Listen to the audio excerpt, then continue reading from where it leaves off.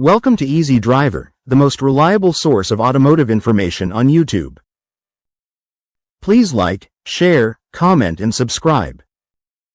This section continues with tips on tuning drive modes, regenerative braking, and planning mountain trips to make your EV perform better at altitude. If you live in a high place like Denver, Mexico City, or a mountain town in Japan, your EV can feel like a different car. The same pedal, the same route, but a little less punch and a strange drop in range. That change is not in your head. Higher altitude means lower air pressure and different temperatures, and your car reacts to protect itself. Newer 2026 Japanese EVs and plug-in hybrids from brands like Nissan, Toyota, Honda, Subaru, and Mazda give you more control than before. You can tweak battery output, drive modes, and power maps so the car fits the roads you drive most. In this guide, you will see what altitude does to your car, what tuning options you likely have, and simple steps to set things up safely for high places. How altitude affects EV battery output in 2026 Japanese cars. At higher altitude, the air is thinner. Your lungs notice it when you walk up a hill. Your EV feels it too, just in a different way. Most newer 2026 Japanese EVs have smart software that watches battery temperature, motor temperature, and outside air. When cooling gets harder, the car protects itself by limiting power and changing how fast it can charge. Drivers feel this as softer acceleration, odd range swings, and slower DC fast charging after a long climb. What happens to air, cooling, and power at high altitude? Think about running on a hot day at a ski resort in summer. The air feels dry and light, and you get tired faster. Your EV has the same kind of problem, not because it needs oxygen to run, but because it uses air to get rid of heat. Thinner air pulls less heat off the battery pack, motor, and power electronics.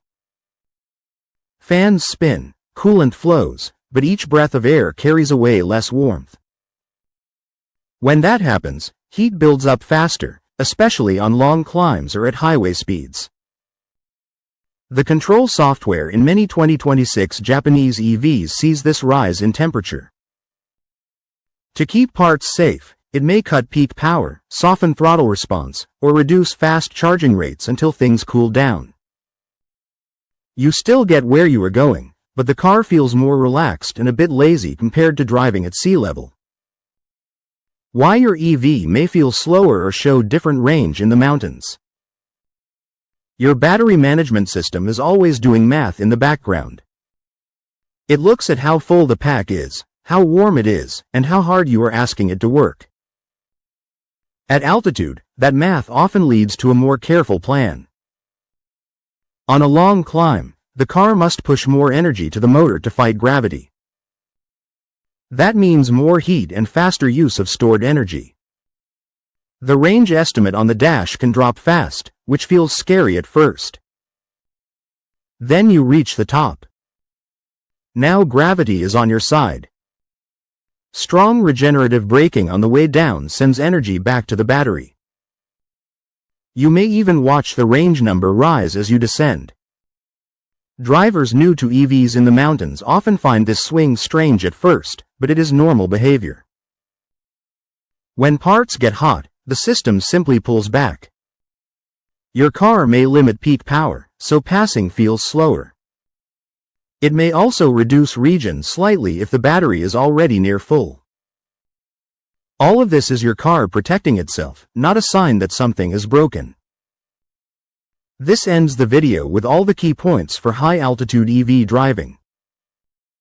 Please comment, like, share, and subscribe for more automotive information like this. Thank you for watching.